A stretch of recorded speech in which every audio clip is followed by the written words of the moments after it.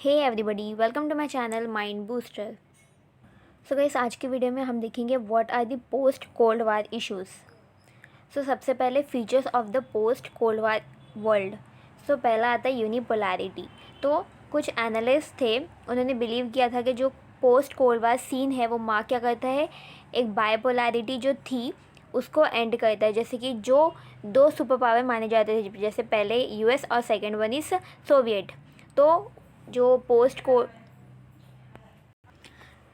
ये दोनों में से एक जो सुपर पावर है उसका एंड हो गया। मतलब एक जो बायपोलैरिटी होती थी उसको यूनिपोलैरिटी बना दिया गया। मतलब जो यूनाइटेड स्टेट है उसको एक power house without any parallel और विदाउट एनी कंपटीशन बताया गया। That is to say that the world politics has tended to become unipolar. तो जो वर्ल्ड की पॉलिटिक्स थी वो एक यूनिपोलर पॉलिटी हो गई। Then the erstwhile enemy the Soviet Union is now an ally, a partner of the United State. तो फिर जो सोवियत यूनियन है उसको एक एली बताया, उसको एक पार्टनर बताया यूनाइटेड स्टेट का। And despite occasional tension in political and economic policy references, Europe is now near acquiring the will and the capability to challenge the United State power. Europe है वो क्या कर रहा है, अभी एक्वायर कर रहा है यूनाइटेड स्टेट को चैलेंज करने के लिए power. China has achieved impressive economic progress after abandoning the socialist model long before the end of the cold war, but follows pragmatism because of its limitation in matching the United State power. और जो China है वो भी अपने आप को prepare कर रहा है ताकि वो जो यूनाइटेड स्टेट है उसको कॉम्पिटिशन दे सके। Second one is challenges to nation state. So another important feature of the post-Cold War times is the multiplicity of challenges the nation state has come under. As you may already know, state has been the chief, if not the only, actor on the stage of international politics.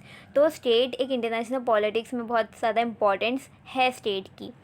Then India, the United States, the former Soviet Union, the former Yugoslavia, and indeed a large number of countries are multi-ethnic, multilingual and multi-racial। तो जैसे India और the United state जो भी states जो भी है ये countries, तो वो कैसे मल्टी इथनिक है, मल्टीलिंगुअल है और मल्टी रेसियल है। मतलब लैंग्वेजेस मोर देन वन है, जो उसका रेस है मतलब जो कलर है वो भी ज़्यादा है और जो इथनिसिटी है वो भी मोर देन वन है। सो ये कैसे हो गया, मल्टीप्लिसिटी आ गई इसमें। Okay, then the end of the Cold War worked to the advantage of few states and they emerged territorially, it's a territorially, यहाँ पे गलत है। Okay, better defined. तो मतलब कुछ स्टेट्स के लिए कैसा cold war, and of the cold वार एक एडवांटेज में भी यूज़ हुआ। And this was achieved in a bloodless fashion. The two Germany and the two Yemen way unified peacefully. और जो दो जर्मनी और दो येमन होते थे वो यूनिफाइड हो गए, वो एक हो गए मिलके पीसफुली।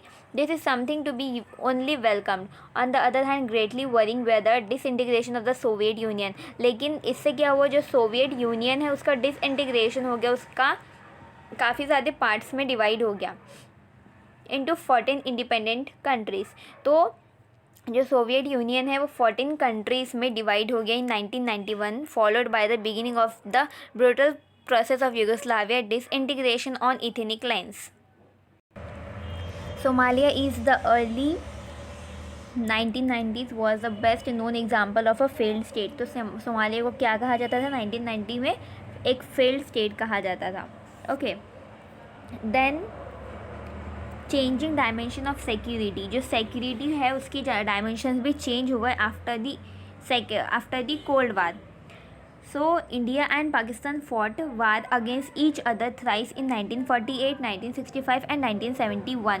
तो इंडिया और पाकिस्तान ने अपने एक दूसरे के खिलाफ 3 बार युद्ध लड़ा था, 1948, 1965 एंड 1971 में।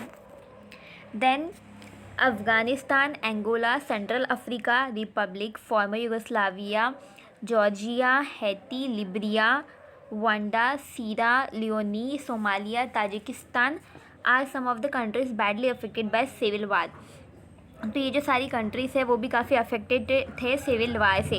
That their civil war is a misnomer they are truly uncivil, तो ये जो सिविल वार कहते थे लेकिन वो काफ़ी अनसिविल थे, with reference to the reckless use of small arms, hand grenades and land mines which have brought misery to millions of unconnected and innocent men, womens and children. तो ये जो सिविल वार होते थे उसमें स्मॉल आर्म्स यूज़ होते थे, hand grenades use होते थे, लैंड माइन्स यूज़ होता था, एंड यहाँ पे जो अनकनेक्टेड पीपल्स थे जैसे कि इनोसेंट मैन, वुमेन और चिल्ड्रन, वो भी इस कॉन्फ्लिक्ट में इनका भी यूज़ हो गया, इनको भी मारा गया। Ethnic cleansing and forcible use of children as soldier, gang rapes of women have become integral to the ugly phenomena of civil wars। तो ये जो सिविल वार है इसमें कैसा, जो चिल्ड्रंस हैं उनको एज अ सोल्जर यूज़ किया जाता था, देन गैंग रेप्स होते थे वुमेंस के, and many more. Then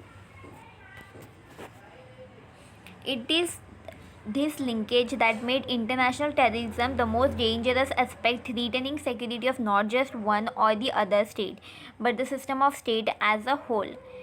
So Al-Qaeda under the leadership of Osama bin Laden is one of the most feared terrorist organization in the world today। तो एक al Qaeda organisation था जिसका leader था Osama bin Laden, जो काफ़ी ज़्यादा fearful terrorist organization था। We all are familiar with the Daredevil attack planned and organized allegedly by Osama bin Laden followers against the World Trade Center in New York and other locations in the United States on 11 September 2001। तो guys आप सबको पता होगा 11 सितंबर 2001 में एक attack हुआ था जो वर्ल्ड ट्रेड सेंटर था न्यूयॉर्क में, वहाँ पे अटैक हुआ था जो ओसामा बिन लादेन ने के फॉलोअर्स ने करवाया था। Then In South Asia, India and Sri Lanka have been fighting terrorists for more than a decade। तो साउथ एशिया में कौन कौन सी कंट्रीज़, इंडिया, श्रीलंका, जो टेररिज्म से फाइट कर दी है मोर दैन अ डिकेड, मतलब 10 सालों से ऊपर। Then and now terrorism has spread its tentacles to other countries like Bangladesh, Nepal and Pakistan in South Asia. तो साउथ एशिया में बांग्लादेश, नेपाल और पाकिस्तान में भी ये जो टेररिज्म है वो स्टार्ट हो गया है, and Malaysia and Indonesia in South East Asia, Palestine, Lebanon and Egypt in West Asia, Kenya, Somalia, Sudan in Africa and so forth. तो गाइस ये सारी कंट्रीज़ के नाम बताए हैं जहाँ पे टेररिज्म ने अपने पैर फैलाए हैं। Then for example the case of small islands countries like Nauru, Kiribati that face the danger of submerging in the sea water. तो जैसे कि जो स्मॉल आइलैंड के कंट्रीज़ है तो उनको डर है कि वो सबमर्ज ना हो जाए सी वाटर में, because of the global climate change. जैसे कि जो ग्लोबल क्लाइमेट जो हमें कितना ज़्यादा चेंज हो रहा है उसकी वजह से। Forest fire in Indonesia in the recent years have caused great concern in the neighbourhood. Drought in Africa are caused by environmental degradation. तो कैसी सारी प्रॉब्लम्स है related to environment degradation. Okay, then now only recently we have read about food riots in Argentina that led to collapse of government there। तो हमने Argentina में जो food records था उसके बारे में सुना है जिसकी वजह से वहाँ की जो गवर्नमेंट है उसे कोलैप्स कर दिया गया। In short, security has become comprehensive in scope, encompassing a complex matrix of internal and external dimension at one level and also military and non-military aspect at another। States are faced with the compulsion to work with other states under a more effective framework। Besides, they are forced to go beyond the need to shop for military hardware and attain to the political, social and economic development of their inhabitants। So guys, आज की video में इतना ही, and next video में हम आगे के जो भी टॉपिक्स है जैसे कि initiatives for piece and development और जो भी आगे के टॉपिक है वो कवर करेंगे।